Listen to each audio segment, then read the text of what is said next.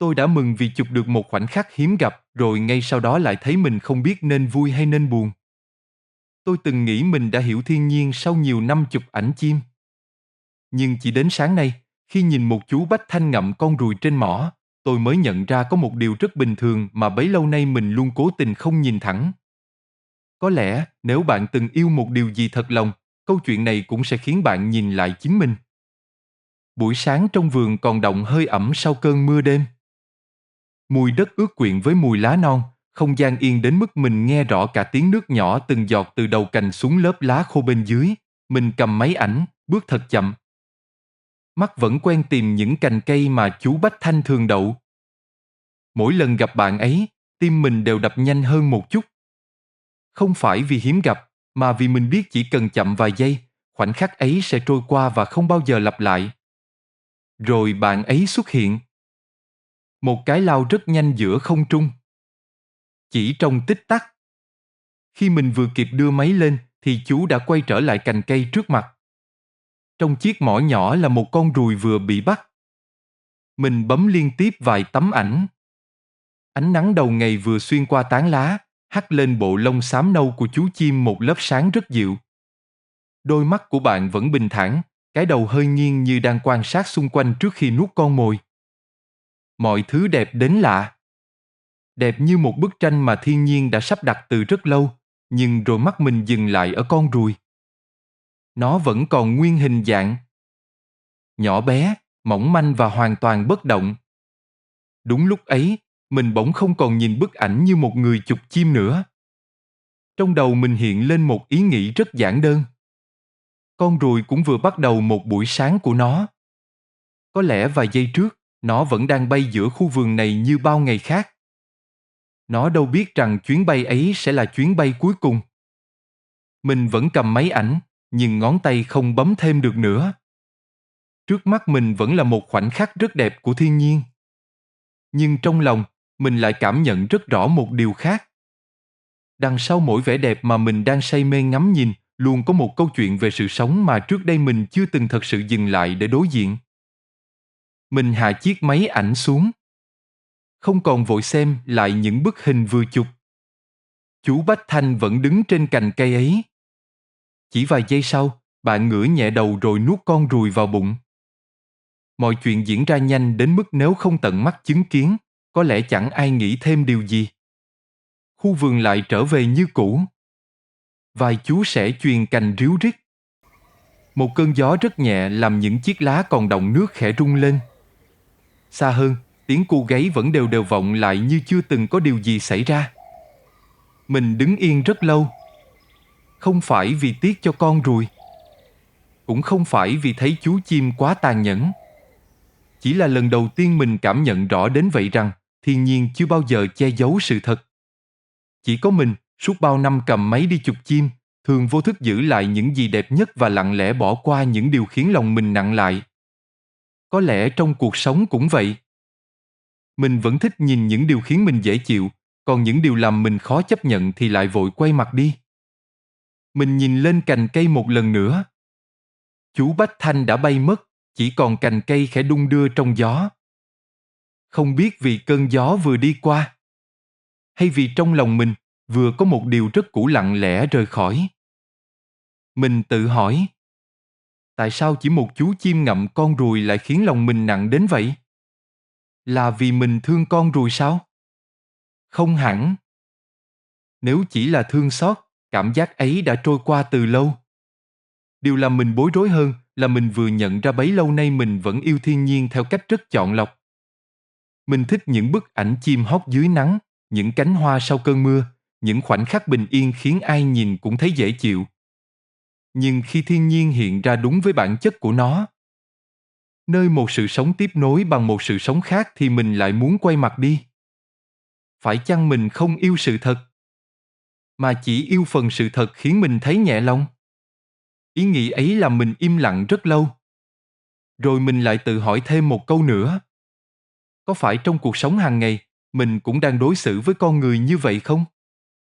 Mình dễ mở lòng với những ai mang đến cho mình cảm giác dễ chịu. Còn khi ai đó làm mình thất vọng, nói điều trái ý, hay để lộ những góc chưa hoàn thiện, mình bắt đầu nhìn họ bằng một ánh mắt khác. Mình vô tình quên rằng, cũng giống như khu vườn này, mỗi con người đều mang trong mình cả những khoảng sáng lẫn những phần rất khó nhìn.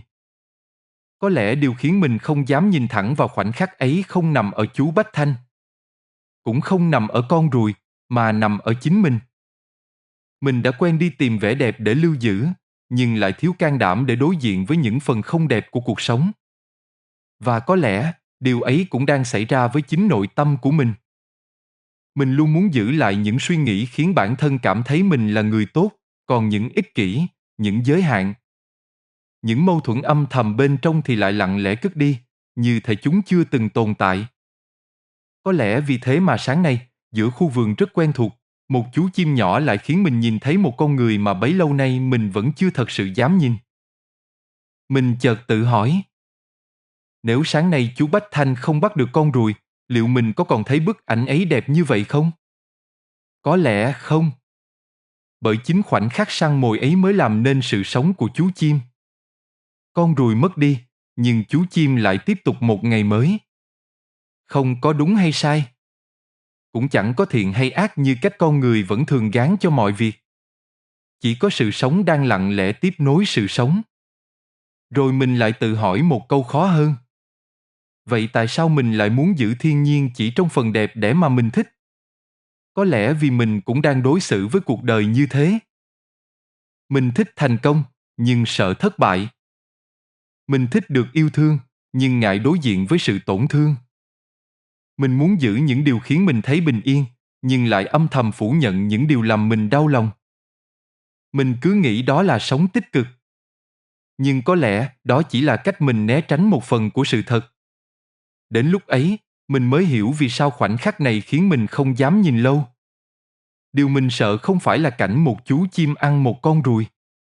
Điều mình sợ là nếu đủ can đảm nhìn thật kỹ, mình sẽ phải thừa nhận rằng cuộc sống vốn không vận hành theo mong muốn của mình. Nó vẫn là chính nó, dù mình có chấp nhận hay không. Và rồi, một ý nghĩ rất nhẹ xuất hiện. Có lẽ trưởng thành không phải là chỉ biết yêu những điều đẹp, mà là đủ bình tĩnh để nhìn cả những điều khiến lòng mình nặng lại mà vẫn không đánh mất sự dịu dàng trong cách mình đối diện với cuộc sống. Nhưng rồi mình lại tự hỏi thêm một câu cuối cùng. Nếu một chú chim nhỏ cũng có thể khiến mình nhìn lại cách mình sống, thì còn bao nhiêu khoảnh khắc rất bình thường mỗi ngày, mình đã đi ngang qua mà chưa bao giờ thật sự nhìn thấy. Bạn có nghĩ vậy không? Từ sáng đến giờ, mình vẫn nghĩ về câu hỏi ấy. Có bao nhiêu điều trong cuộc sống mình đã đi ngang qua mà chưa từng thật sự nhìn thấy? Mình chợt nhận ra, có lẽ không chỉ với thiên nhiên. Với con người cũng vậy. Mình từng rất dễ đưa ra một kết luận chỉ sau một khoảnh khắc. Thấy ai nói một câu khó nghe, mình nghĩ họ là người xấu. Thấy ai cư xử lạnh nhạt, mình cho rằng họ vô tâm. Thấy một người thất bại, mình mặc nhiên nghĩ họ kém cỏi. Nhưng mình đâu biết phía sau một khoảnh khắc rất ngắn ấy là cả một quãng đường rất dài mà mình chưa từng đi cùng họ. Giống như sáng nay. Nếu chỉ nhìn con ruồi, mình sẽ thấy mất mát. Nếu chỉ nhìn chú Bách Thanh, mình sẽ thấy sự sống. Nhưng khi nhìn cả khu vườn, mình mới hiểu mọi thứ đều đang tồn tại trong một vòng tuần hoàn mà không sinh linh nào đứng tách biệt khỏi phần còn lại. Có lẽ cuộc sống của con người cũng như vậy. Ai cũng đang mang trong mình những cuộc chiến mà người khác không nhìn thấy. Có người mỉm cười nhưng trong lòng đầy lo lắng. Có người nóng nảy chỉ vì đã chịu đựng quá lâu. Có người lặng lẽ rời đi không phải vì hết yêu thương, mà vì đã quá mệt mỏi. Thế nhưng mình lại thường chỉ nhìn thấy khoảnh khắc cuối cùng rồi dùng nó để định nghĩa cả một con người. Mình cũng từng như thế. Mình từng mong người khác được thấu hiểu, nhưng chính mình lại rất ít khi đủ kiên nhẫn để thấu hiểu họ.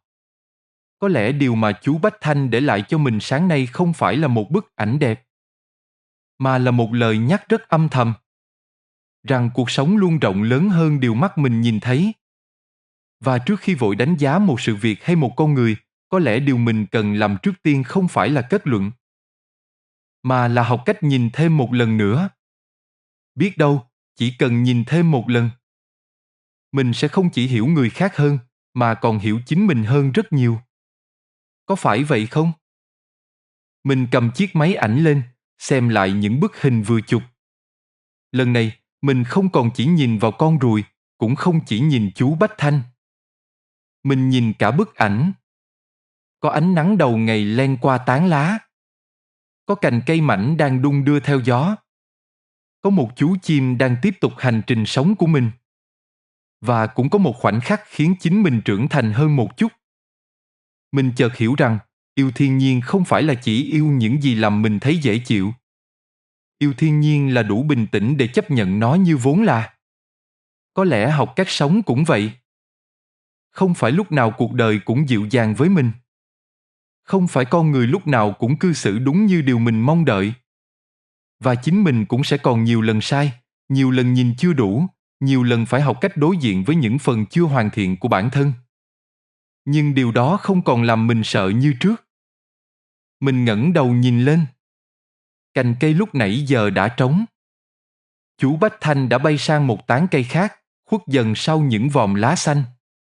Khu vườn vẫn yên bình như buổi sáng mình vừa bước vào. Chỉ có một điều đã lặng lẽ khác đi. Không phải khu vườn, mà là cách mình nhìn khu vườn ấy từ hôm nay.